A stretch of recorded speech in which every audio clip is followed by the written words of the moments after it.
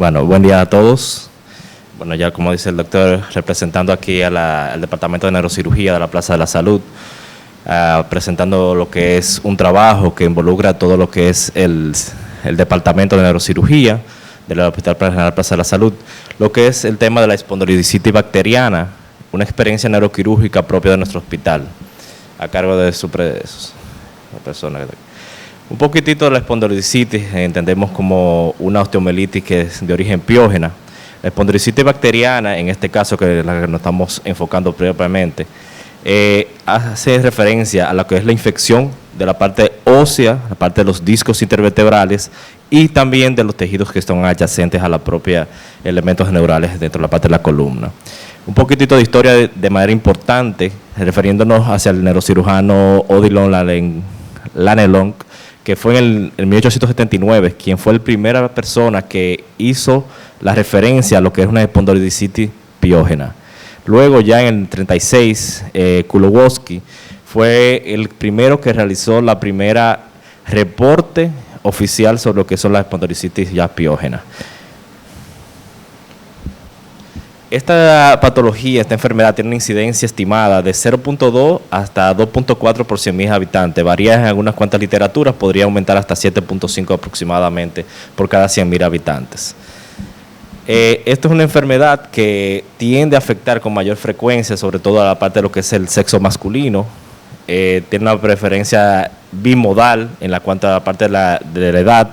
En la parte de lo que es las edades de menos de 18 años, más asociado a lo que es el virus de la inmunodeficiencia humana, y en las edades aproximadas de 50 a 60 años, entonces es el segundo pico de mayor frecuencia. La vía de transmisión, por excelencia de la mayoría de la literatura, hace referencia a lo que es la vía hematógena, con un promedio de entre 60 y 75%, variando en una literatura a otra, y la inoculación directa en segundo lugar con 15 a 40% y los focos de contigo.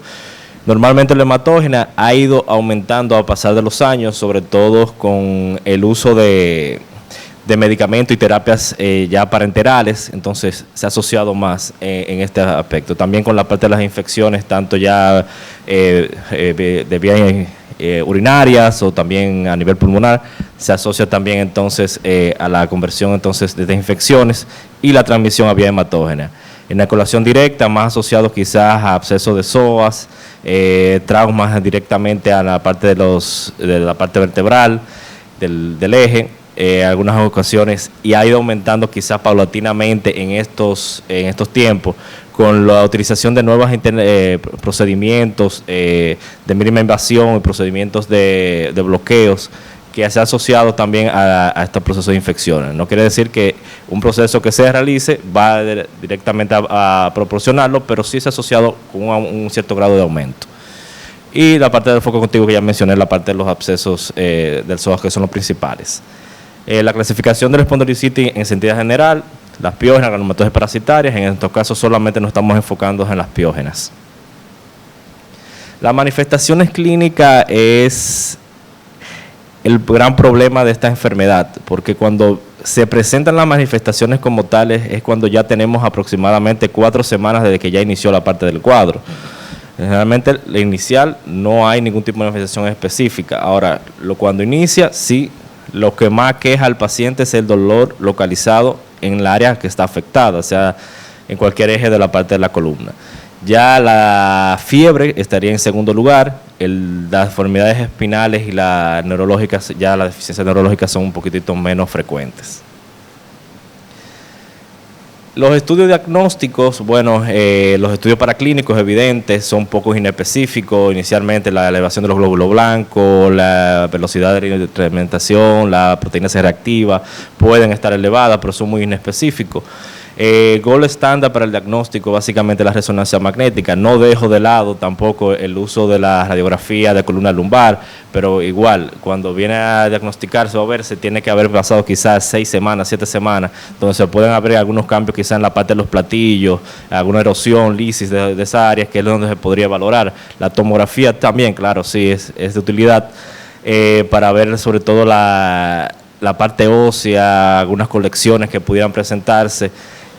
próximo adyacente a la parte del eje, pero no son tan específicos para la localización correcta de la parte de lo que son los abscesos y demás. Entonces, entrando en la parte de la materia de nuestra experiencia tenemos con un 59.2% en cuanto a la parte de lo que es el sexo, concuerda con la literatura internacional. En la parte de la edad, en nuestro segundo, sería con el segundo pico que coincide la parte de la literatura internacional, la edad promedio es a 52 años. Con respecto a la parte de las comorbilidades presentes, en el 61% de los pacientes presentaban hipertensión arterial, un 42% diabetes mellitus tipo 2, insuficiencia renal crónica 20.3%, menos por ciento del HIV que estaba presente en 1.7%. Las características de los pacientes, las manifestaciones clínicas que por qué motivaron y vieron a los o fueron referidos en nuestro departamento, fue por dolor localizado en un 68.7%, fiebre en un 17.3% y el déficit neurológico en un 14%. Son estadísticas que son muy similares a nivel internacional, igual. La etiología que pudimos documentar, las cirugías previas, estuvieron en un 33.3%, infección del catéter por diálisis, un 23.3%, bastante importante, y las infecciones biurinarias en un 7.4%.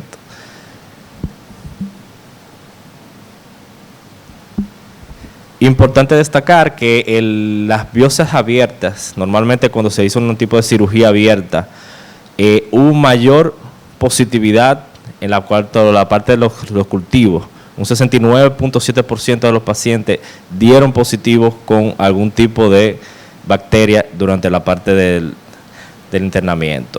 Otra cosa es que de los pacientes que dieron positivo con un cultivo de sangre positivo, un hemocultivo positivo, la mayoría, básicamente el 90% de los pacientes que se tomó biopsia también dieron positivo. O sea que realmente un hemocultivo positivo es bastante fidedigno en sospecha de que un paciente que tenga una espondilodicitis bacteriana que realmente sea por ese microorganismo. En nuestro caso, la necesidad de una instrumentación solamente se vio evidenciada en un 50% de los casos. Los agentes causales más frecuentes, en nuestro caso mayor, fue 31% con la E. coli y un 15% del estafilococo aureus.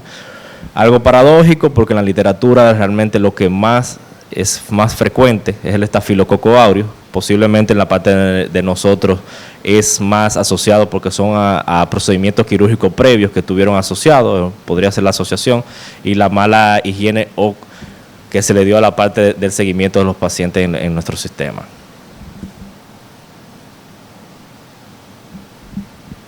De estos pacientes, tendríamos 54 pacientes en totales, 54 pacientes que de estos, el 70% correspondiendo a columna lumbar. El 30% restantes eran, daba dividido 18 o 17% aproximadamente en columna dorsal y el otro 7-8% aproximadamente en columna cervical. De las columnas lumbares, el segmento que fue más afectado en sentido general fue el del 5S1, que representó un 25% del sentido a nivel global de todas las espondilodicitis de los 50 pacientes. Necesitaron hospitalizaciones el 82.5% de los pacientes y la estancia promedio del paciente fue 29 días.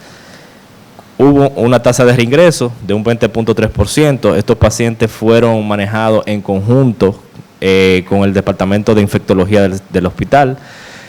Fueron evaluados y se dieron tratamientos. Hubieron varios esquemas diferentes. El que más predominaba sobre todo era la parte del uso de la ceftriaxona con la vancomicina, o en otras cosas usaban el tapenen, siempre y cuando había un aislamiento de un microorganismo, entonces se utilizaba ya directamente el antibiótico que tenía la sensibilidad apropiada para darle tratamiento, y se había escalado en algunas ocasiones la parte del antibiótico por la respuesta que presentaba.